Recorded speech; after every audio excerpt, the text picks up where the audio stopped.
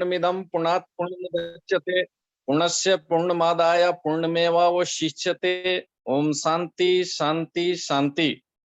हे पूर्ण परमात्मा, पावन हो जीवात्मा, सभी बने धर्मात्मा, सुखी रहें सब आत्मा। आयुर्वेद आयुर्वेद अपने आप में बहुत प्राचीन ग्रंथ है और इसमें लोगों के जीवन शैली के बारे में बताया जाता है। आयु अस्मिन् विद्यते अनेन वा आयु विन्दति इति आयुर्वेद। जिसमें आयु विद्यमान हो और आयु के बारे में कहा जाए वो आयुर्वेद है। आयु कैसा होना चाहिए?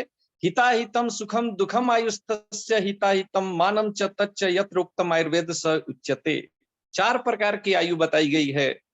हितकर आयु, अहितकर आयु, सुखकर आयु और दुखकर आयु। आप किस प्रकार की आयु को जीवन व्यतीत करना चाहते हैं, ये आपकी जीवन शैली कैसी होनी चाहिए। केवल यह आयुर्वेद चिकित्सा ही नहीं, आपकी जीवन पद्धति के बारे में भी सिखाता है। समदोष समाग्निश्च समधातु मलक्रिया प्रसन्नात्मेन्द्रिय मन स्वस्थिति विधीयते। हमारा स्वस्थ की परिभाषा कि दोष सम हो, अग्नि सम हो, धातु और क्रियाएं भी समान रूप से हो रही हों, मन आत्मा, आत्म इंद्रिय और मन जिसके प्रसन्न हो वही व्यक्ति स्वस्थ कहलाता है। तो दोष जो है इसमें बताया गया समदोष। वात पित्त, आयुर्वेद में वात पित्त कफ को दोष कहा गया है। ये दोष ही नहीं है, शरीर को धारण करने के लिए मूल भी कहा जाता है, स्थूण कहा जाता है, पिलर, मूल पिलर भी ये वात पित्त कफ है। इसी के सहारे जो है ये शरीर जो है चलता है, तो ये मूल स्तंभ भी कहा जाता है इसको। और अग्नि जो है पहले 13 प्रकार की अग्नि बताई गई है। एक मूल जठराग्नि, 7 धातु की अग्नि और 5 महाभूत की अग्नि, जिसमें कि प्रमुख इन 13 अग्नियों में से जठराग्नि मुख्य होती है। जठराग्नि में भी वात के कारण विषमाग्नि होती है, पित्त के कारण तीक्ष्णाग्नि होती है और कफ के कारण मंदाग्नि होती है, और दोष जब सम हो तो समाग्नि होती है। इसी प्रकार हम कोष्ठ की बात करें तो क्रूर कोष्ठ, वात के कारण क्रूर कोष्ठ होता है, पित्त के कारण मृदु कोष्ठ होता है और कफ के कारण जो है मध्यम दोष होता है।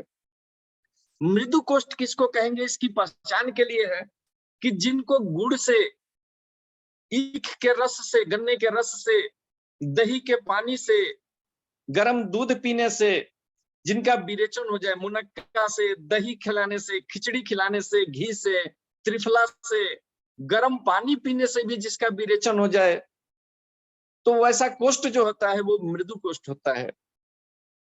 और जिनको तीक्ष्ण विरेचन, जमालगोटा, ये सब जमालगोटा का प्रयोग, इच्छाभेदी रस के प्रयोग, इनके प्रयोग करने से जिनका विरेचन हो वो तीक्ष्ण विरेचक क्रूर कोष्ठी होते हैं, जिनके लिए तीक्ष्ण विरेचन की आवश्यकता होती है। और इनके बीच में जो होते हैं वो मध्यम कोष्ठ वाले होते हैं। ये कोष्ठ भी जानना जरूरी है, क्योंकि कंस्टिपेशन में, कब्ज में जो है कोष्ठ का भी ज्ञान रखना जरूरी है। तो कोष्ठ कब्ज होने का कारण क्या क्या बताया गया है मुख्य रूप से, कि क्यों ये कब्जियत होती है। तो जो गरिष्ठ भोजन, मसालेदार भोजन का अधिक सेवन करते हों, भोजन में बिना पचे हुए भोजन के दोबारा कुछ न और भी ऊपर से भोजन कर लेते हों, एक भोजन पचा नहीं, ऊपर से दूसरा जो है भोजन कर लिया, हर समय कुछ न कुछ खाते रहने की आदत हो, बासी भोजन, सूखा हुआ भोजन, चिकना पदार्थ का भोजन करना, महीन चोकर रहित आटा का सेवन करना, बिना छिलके वाली दाल का, बिना छिलके वाली सब्जी का प्रयोग करना, कम पानी पीना, कम तरल पदार्थ का सेवन करना, आलस से भरी जीवन जीना, शारीरिक श्रम नहीं करना, मादक पदार्थ का सेवन करना, चाय, बीड़ी, सिगरेट का आदत डाल लेना कि इसके बिना जो है लैट्रिन जो है कब्ज के उसमें फ्रेश नहीं होने जाना है। तो ऐसे से लास्ट में जाकर के जिनको आदत बन जाती है वो कब्ज हो जाता है। मल के वेग को रोकना, घंटों बैठे रहना, लगातार जो है गाड़ी की सवारी करते रहना, चिंता, भय, क्रोध आदि मानसिक कारण, जिनको अर्श और भगंदर हो जाता है, पाइल्स की शिकायत हो जाती है, भगंदर क्या रहता है, तो लैट्रिन को जाने में उस समय मल के त्याग करने के समय जो है दर्द होती है, वेदना होती है, तो इससे वो कब्ज को, मल के वेग को धारण करने लगते हैं और ये कंस्टिपेशन हो जाती है। और कंस्टिपेशन के कारण ही अर्श का, पाइल्स का भी उत्पन्न होता है। ये भी आगे भी आएगा, तो ये ध्यान रखना है। लंबी ये बीमारी के कारण, दोष का प्रकोप हो जाने के कारण जो है भी कब्जियत हो जाती है। उदर की पेशियों का दुर्बल हो जाना, बड़ी आंत की दुर्बलता, ये कारण बताया गया है। खून की कमी भी है, आंत्र की गति कम हो जाने से भी हो जाता है। लिवर डिजीज के कारण भी जो है मलावरोध होता है। थायराइड ग्लैंड, पिट्यूटरी ग्लैंड की स्राव की कमी के कारण कभी कभी, जैसे गर्भिणी को, जिसको बच्चा होने को रहता है, तो पेट जब फूलते जाता है तो उधर पर दबाव के कारण भी उस समय कंस्टिपेशन हो जाता है। दिनचर्या का सही से पालन नहीं करने से, समय पर न सोना न जगना, ये भी कारण है। न समय पर भोजन करना, ये मल के कब्ज होने के ये कारण बताया गया है। और समय पर जो मल त्याग भी नहीं करते हैं, मल के वेग को धारण करते हैं, लंबे समय तक जो है ये रूटीन में बना लेते हैं, समय पर मल का त्याग न करना, उससे भी जाकर के अंत में जो है कंस्टिपेशन हो जाता है। वृद्धावस्था में आंत्र की शिथिलता, गति की शिथिल हो जाने के कारण भी हो जाता है। कभी जो छोटे बच्चा, जो दूध पीता बच्चा होता है, उसकी माँ अगर उष्ण आहार विहार करने लगती है, गरिष्ठ भोजन करने लगती है, तो दूध में भारीपन होने के कारण या वात की वृद्धि के जन आहार विहार करने के कारण बच्चों को पेट में दर्द, कंस्टिपेशन की शिकायत बनने लगता है। ये बताया गया है। इसको अत्यधिक एक भी है कि ज्यादा अगर परिश्रम कर रहे हैं और उसके अनुरूप हम भोजन भी न करें, कम भोजन करें, तो भी जो है मलावरोध की शिकायत हो जाती है। लंबे समय तक अनशन पर बैठे रहें, मल की क्षीणता हो जाएगी, उससे भी जो है ये कारण बताया गया। ये मलावरोध के हम अभी कारण बताए। अब इससे क्या क्या परेशानी हो सकती है, तो देख, इसमें जो है गैस बनने लगता है पेट में।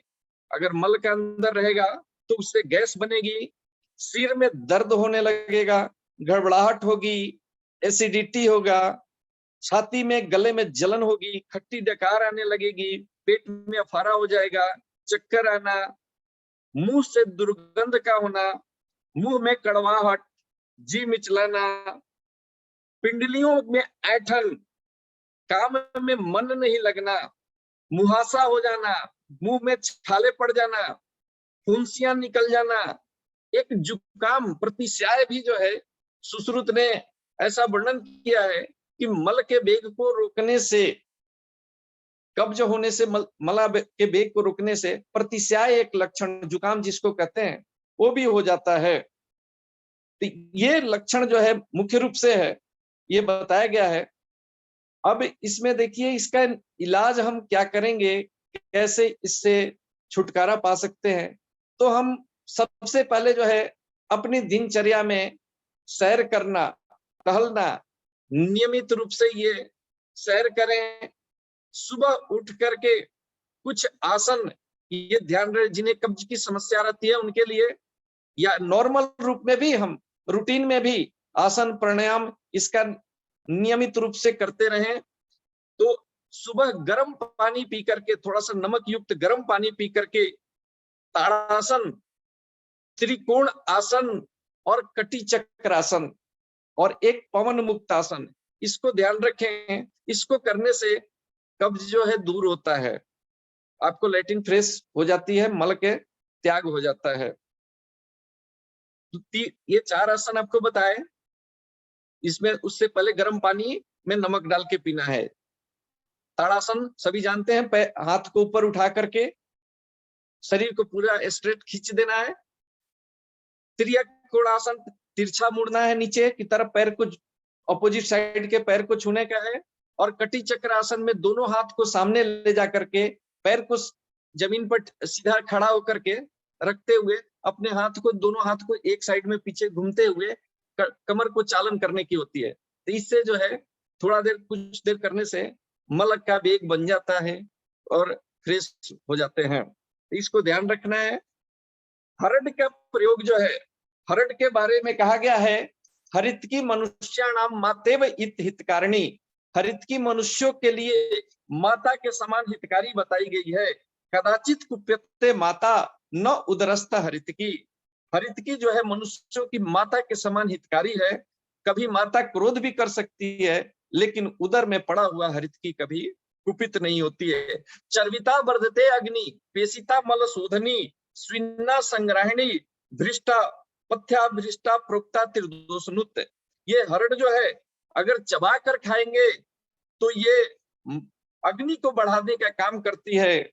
मल सिलबट्टे पर पीस करके खाएंगे तो मल का शोधन करता है। अगर हम उबाल करके इसको खाएंगे तो मल को ये रोकने का भी काम करता है, और भून कर खाने पर ये तीनों दोषों को नाश करता है। एक सुश्रुत में श्लोक आया हुआ है, अस्तोकम अस्तोकम विबद्धम वा ससुलम यो अतिसार्यते अभया पिपली कल्क। इसमें जो थोड़ा थोड़ा सूल के साथ है, दर्द के साथ, पेन के साथ जो मल का त्याग करते हैं, उनके लिए अभया हरड़ के लिए कहा गया है। और पिपली का कल्क बना करके इसको दिया जाए तो इससे में आपको आराम मिलता है। गुलकंद का प्रयोग, मुनक्का का प्रयोग, गुड़ का प्रयोग, त्रिफला का प्रयोग, एरंड तेल का प्रयोग, सनाई का प्रयोग, ये सब गोल का प्रयोग हम कब्ज को दूर करने के लिए कर सकते हैं। अभियारिष्ट मार्केट में आता है, जिनको कब्ज की शिकायत रहती है, जिनके पाइल्स भी है, उनके लिए भी 4 चम्मच अभियारिष्ट 4 चम्मच पानी मिला करके खाना खाने के बाद ले सकते हैं। पंचसकार चूर्ण, षटसकार चूर्ण, वैश्वानर चूर्ण, त्रिफला चूर्ण, हर्बोलेक्स, नित्यम चूर्ण, नित्यम टैबलेट बाजार में बहुत सारे आए हुए हैं, लेकिन इसकी आदत जो है ना डालते हुए हम अपने रूटीन को ठीक करें, जिससे कि हम कब्ज से दूर हो सके। मुनक्का का प्रयोग 8 से 10 मुनक्का पानी में भिगोकर छोड़ दीजिए, उसके पानी को पीते हुए चबा करके इसको खाएं। जीरा, अजवाइन, सौंफ और काला नमक, इसका फक्की बना लीजिए, इसको गर्म पानी से सेवन करिए। जो मृदु कोष्ठ वाले हैं या मध्यम कोष्ठ वाले हैं, वो मुलेठी के चूर्ण को 1 चम्मच गर्म पानी से सेवन करें, उनके कब्ज को दूर करेगा। अजवाइन, त्रिफला और सेंधा नमक, इसका भी फक्की आप बना सकते हैं, इसका प्रयोग करें, कब्ज दूर होगी। खाने में चना का भी इस्तेमाल, चना जो है, चना का सत्तू, भुना हुआ चना, इसका प्रयोग कीजिए। पपीता का प्रयोग कीजिए, अंजीर का, अंगूर का, नाशपाती का, इनका प्रयोग करें जिनको कब्ज रहती है। पत्ता गोभी का, गाजर हो गया, पालक हो गया, हरी पत्ती गोभी, हरी सब्जी, सलाद का आप प्रयोग करें। जो गेहूं हम इस्तेमाल करते हैं महीन, उसके बजाय चोकर युक्त गेहूं, उसमें चना मिला करके आप सेवन कर सकते हैं। सबसे जो है स्ट्रेस फ्री, तनाव मुक्त, समय पर सोना, समय पर जगना और तनाव मुक्त रहिए, इससे भी जो है आपका कब्ज में आराम मिलेगा। मैदा वाला चीज नहीं खाना है, अत्यधिक सेवन नहीं करना है। मैदा से बना हुआ चीज, पनीर का चीज, ऐसा चीज नहीं खाना है। मिर्च मसाले वाले चीज से बचना है। अब देखिए, एक होता है समन चिकित्सा, ये जो ऊपर बताए हैं, शरीर को दोषों को अंदर अंदर से ही शांत कर देने का, यानी निकाल देना औषध से प्रयोग करके। एक शोधन चिकित्सा बताया गया है कि इसमें कहा गया है कि दोषा कदाचित कुप्यंती जीता लंघन पाचने जीता संशोधने तू न तेषाम पुनरुद्भव। जो दोष लंघन पाचन के द्वारा जीते जाते हैं, उनको पुनः होने की संभावना रहती है, और जिन्हें शोधन द्वारा, पंचकर्म के द्वारा जिनका इलाज किया जाता है, वो दोबारा पुनः नहीं होते हैं। तो शरीरजा नाम दोषाणाम कर्मेण परम औषधम बस्ती विरेक बमनम तथा तैलम घृतम मधु। शरीर के लिए इस दोष को दूर करने के लिए, वात के लिए बस्ती, पित्त के लिए विरेचन और कफ के लिए बमन बताया गया है। और इसी प्रकार समन चिकित्सा में वात के लिए तेल, पित्त के लिए घृत और कफ के लिए जो है शहद का प्रयोग बताया गया है। तो ये कंस्टिपेशन को मुख्य रूप से जो है वात के कारण, वात अवरोध है, रुकावट, ये वात की वृद्धि के कारण होता है। वृद्धावस्था में, बाल्यावस्था में कफ बढ़ता है, युवावस्था में पित्त की वृद्धि रहती है और वृद्धावस्था में वात बढ़े रहते हैं। तो वृद्धावस्था में सामान्य रूप से कंस्टिपेशन की शिकायत जो है बन जाती है। जो ज्यादा चलते फिरते हैं, ज्यादा शारीरिक श्रम करते हैं, उनमें भी वात की वृद्धि रहती है। जो रूखा अन्न पान का सेवन करते हैं, उनमें भी वात की वृद्धि रहती है और उनमें कंस्टिपेशन की शिकायत बनती है। तो घृत जो है, दूध में घी डाल करके सेवन करना, ये भी जो है घृत के संबंध में कहा गया है कि यह तीनों दोषों को दूर करता है, ये संस्कार का अनुवर्तन करता है और तीनों दोष का। तो दूध में जो है घी डाल करके भी सेवन करने से आंतों में चिकनाई आती है और इससे जो है मल का सही से त्याग हो जाता है, वात का शमन होता है। बस्ती जो है शोधन के लिए, वात को बस्ती जो है श्रेष्ठ चिकित्सा बताई गई है। तो बस्ती जैसे मॉडर्न में इसको एनिमा से तुलना कर सकते हैं, लेकिन आयुर्वेद में बस्ती बताया गया है। बस्ती भी दो प्रकार के बस्ती का बात कही गई है। वात को श्रेष्ठ, बस्ती वात हरणम श्रेष्ठ, बस्ती को वात को हरण करने के लिए श्रेष्ठ चिकित्सा बताई गई है। तो बस्ती में एक अनुवासन बस्ती होता है जिसमें तेल का प्रयोग करते हैं, और एक कसाय बस्ती होती है जिसको निरु बस्ती कहते हैं या स्थापन बस्ती कहते हैं। स्थापन बस्ती होता है वो एक मुहूर्त के अंदर जो है बाहर आ जाता है, और अनुवासन बस्ती 9 से 12 घंटे तक शरीर के अंदर बनता रहता है और दोष के अनुसार जो दोषों को शमन करके फिर बाहर, दोषों को शांत करते हुए बाहर निकाल देता है। तो ये शोधन चिकित्सा की बात कही गई है, जिसको कि चिकित्सीय परामर्श के अनुसार जो है जिनको बहुत ज्यादा कंस्टिपेशन का दिक्कत रहती है वो शोधन चिकित्सा में भी जा सकते हैं, जिनकी बात अधिक वृद्धि रहती है वो शोधन चिकित्सा में भी जा सकते हैं परमानेंट इलाज के लिए। बाकी आपको समन चिकित्सा का है। देखिए त्रिफला हम प्रयोग करते हैं, त्रिफला के लिए जानना यह बहुत जरूरी है कि अगर त्रिफला जो है हम ठंडे पानी से प्रयोग करते हैं तो कंस्टिपेशन कब्ज को कर देगा। गर्म पानी से त्रिफला को हमेशा लेना है, गर्म पानी से। इसी प्रकार इसबगोल का सेवन सभी लोग करते हैं। इसबगोल में भी ध्यान रखना है कि अगर इसबगोल में पानी की मात्रा हम कम पीते हैं उसके साथ, तो आंतों से चिकनाई को, उससे जो रस है उनको खींच लेता है और कब्जियत कर सकता है। तो इसबगोल अगर आप ले रहे हैं तो उसमें जो है पानी की मात्रा ज्यादा होनी चाहिए पीने हैं। ऊपर से पी लीजिए, चाहे उसको पानी ज्यादा भिगो करके इसके बाद सेवन करें। इस चीज को ध्यान रखने की बात है। कुछ चीज जो है आप घर पे भी बना सकते हैं, जैसे पंचसकार चूर्ण है। पंचसकार में 5 चीज होता है, जिसमें सनाय हो गया, सभी चीज से 5 चीज है। सनाय ये 4 भाग होता है, सोंठ होता है 1 भाग, सौंफ होता है 1 भाग, सेंधा नमक 1 भाग, और सिवा जिसको हरड हरड कहते हैं ये 2 भाग। सनाय 4 भाग, सोंठ 1 भाग, सौंफ 1 भाग, सेंधा नमक 1 भाग और हरड 2 भाग। इन सभी को पाउडर करके 1 चम्मच गर्म पानी से लें, ये कब्ज को दूर करता है। दूसरा ये पंचसम चूर्ण जो है, इसको भी आप घर पे बना सकते हैं। पीपर हो गया, हरड हो गया, सोंठ हो गया, काला नमक हो गया और निशोथ। पीपल, हरड, सोंठ, काला नमक और निशोथ, इसको पाउडर करके 3 ग्राम की मात्रा में गर्म पानी से ले सकते हैं। ये सभी बराबर मात्रा में लेना है।